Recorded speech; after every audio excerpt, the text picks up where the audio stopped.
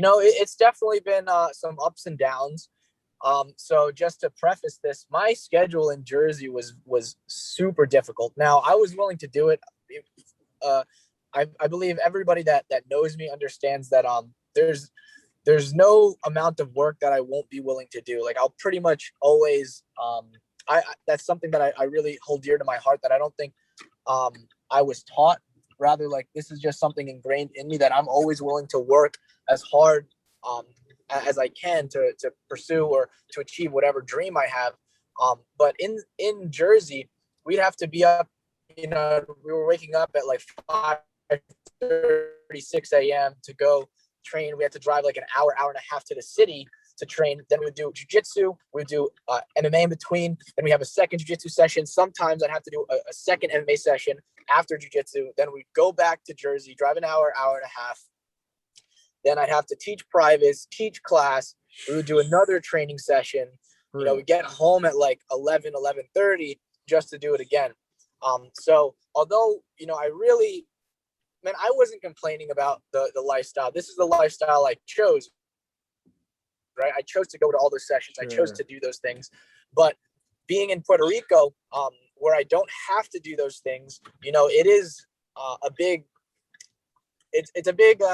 burden that's lifted off of my shoulders, rather, right? So I don't have to go back to, my gym or Gary's gym and teach class.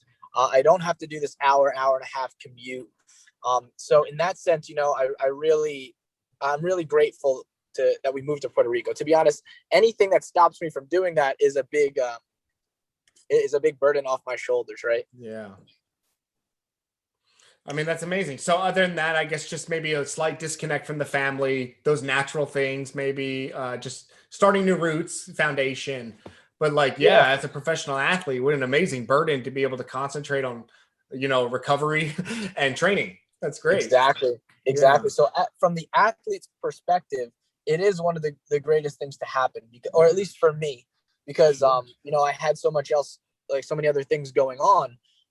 But from, the lifestyle perspective, there are some downsides to it.